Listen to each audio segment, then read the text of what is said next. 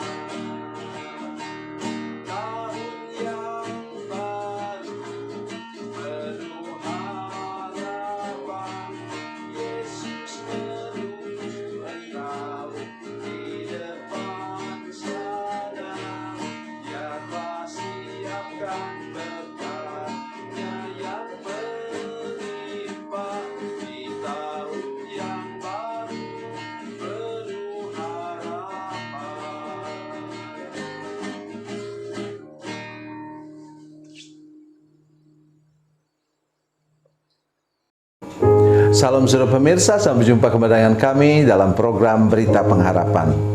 Masih di sekitar tahun baru, kita masih pada minggu kedua pada hari ini bulan Januari tahun 2022. Saya mengajak saudara sekalian melihat sesuatu.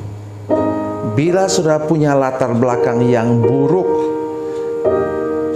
tidak pernah terangkat selama ini, mari kita bersama-sama dengan saya percaya lewat firman Tuhan ini, tahun ini segala sesuatu pasti berubah dalam nama Yesus. Mari kita berdoa sebelum lebih jauh mendengarkan firman Tuhan. Bapa, dalam nama Yesus kami bersyukur sekarang Tuhan untuk kebenaran firman-Mu yang Kau siapkan bagi kami.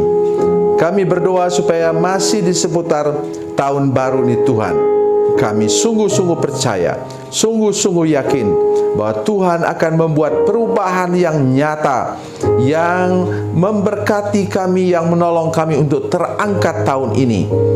Buat tahun ini menjadi tahun di mana Tuhan mengangkat kami lebih tinggi, membuat kami bertumbuh lebih tinggi lagi dalam segala bidang kehidupan kami. Dalam nama Yesus, haleluya, amin.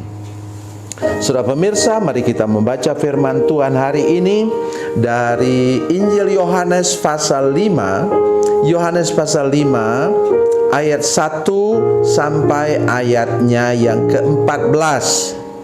Yohanes pasal 5 ayat 1 sampai 14, dan saya mengajak saudara sekalian membaca ayat 6 terlebih dahulu.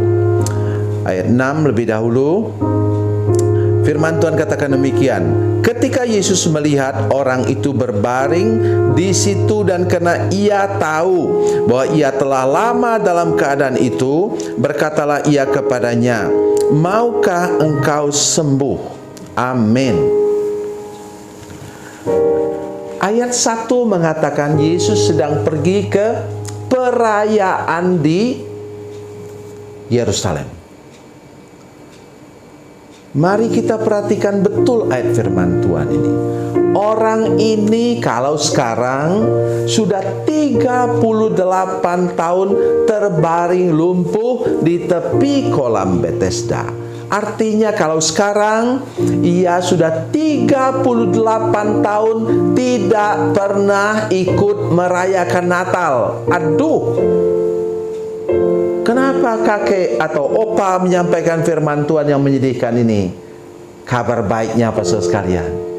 Bersama dengan Yesus, dijamah oleh Yesus, mendengarkan firman Tuhan, perintah Yesus untuk bangun dan berjalan, hidupnya berubah 180 derajat. Itu sebabnya saya sampaikan firman Tuhan hari ini kepada semua pemirsa. Semua kita terpuruk kan selama 2 tahun terakhir ini. Terpuruk habis. Orang yang punya usaha, bahkan orang yang kaya pun sudah tidak ada persediaan lagi. Artinya 2 tahun yang terpuruk ini, mari kita punya iman saudara sekalian. Kalau kita datang kepada Yesus, atau lebih tepat didatangi Yesus, maka terimalah Dia, sambutlah Dia. Karena hanya Dia yang berkuasa mengubah jalan hidup yang terpuruk 38 tahun. 38 tahun. Aduh, 38 tahun saudara sekalian. Mengerikan. Usia emasnya habis.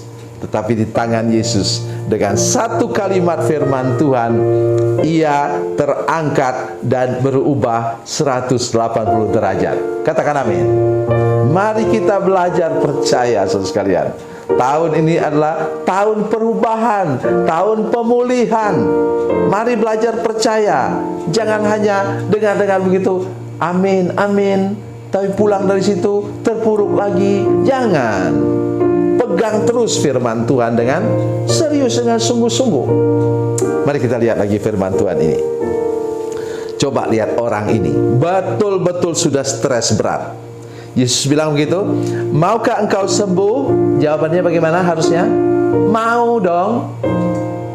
Mau. Tapi jawab orang sakit itu, coba perhatikan.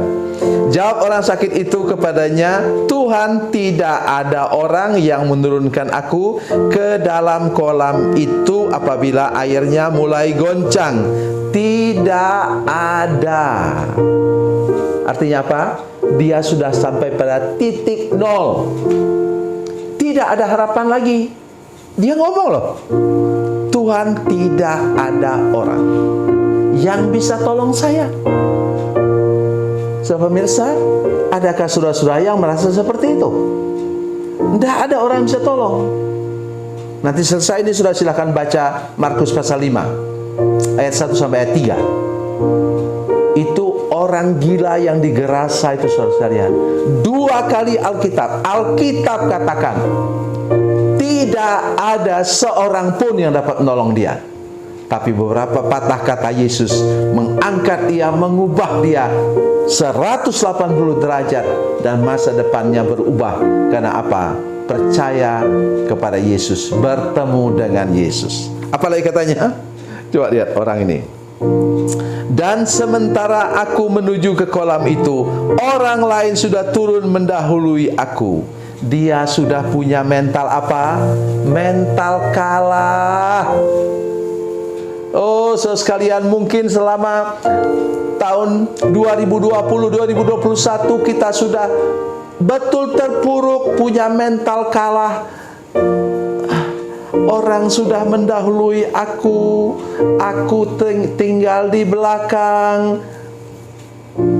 Lihat kepada saya sini. Perhatikan. Di tangan Yesus orang ini tadi. Di tangan Yesus.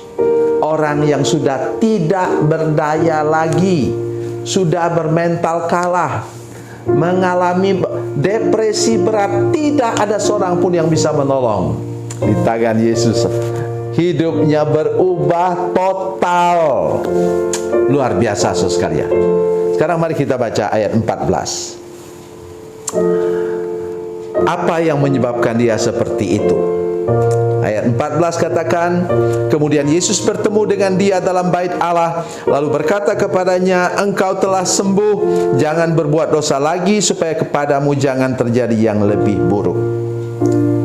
Sudah perhatikan baik-baik, iblis tidak pernah bisa buat yang baik kepada kita. Oleh sebab itu berhentilah pergi kepada dukun. Dengar anak cucu saya, berhentilah pergi ke dukun. Berhentilah mengandalkan iblis. Itu hanya buat engkau terpuruk. Dosa membuat engkau terpuruk. Ada 3 hal yang kau tidak bisa lawan dalam dunia ini, yang hanya Yesus yang bisa melawannya. 1 apa? Dosa. Tidak ada orang yang bisa melawan dosa. Kedua apa? Iblis. Tidak ada orang bisa melawan iblis. Yang ketiga apa? Maut atau kematian. Tetapi ketiga-tiganya sudah tunduk di bawah kaki Yesus. Hari ini datang kepadanya. Dialah pemenang satu-satunya yang membawa saudara sepanjang tahun ini. Bukan hanya bisa berjalan, tapi bisa berlari, kata Alkitab, sampai kepada tujuan. Tuhan Yesus memberkati, Tuhan Yesus baik. Mari kita berdoa. Bapa, dalam nama Yesus, terima kasih banyak Tuhan untuk kebenaran firman Tuhan ini. Tolong kami semua Tuhan, tolong para pemirsa semua Tuhan, supaya kami semua memandang ke tangan Yesus yang berusaha mengangkat kami, memulihkan kami, membuat kami berlari menuju ke masa depan. Terima kasih Tuhan, dalam nama Yesus, haleluya, amin.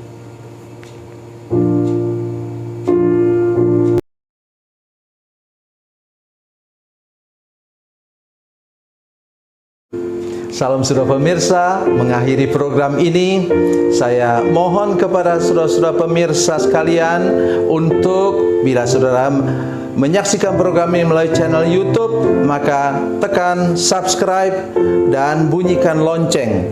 Dan bila saudara menyaksikan program ini melalui channel Facebook, tolong saudara-saudara sekalian tekan like dan juga komen. Dan demikian pula bila sudah menyaksikan program Makanan Bergizi hari ini yang tertulis, maka tekan yang sama juga, tekan like dan tekan komen. Dan tolong saudara-saudara sekalian untuk membagikan program ini, share program ini di channel saudara-saudara sekalian, supaya lebih banyak lagi orang diberkati melalui program ini. Tuhan Yesus memberkati, Tuhan Yesus baik.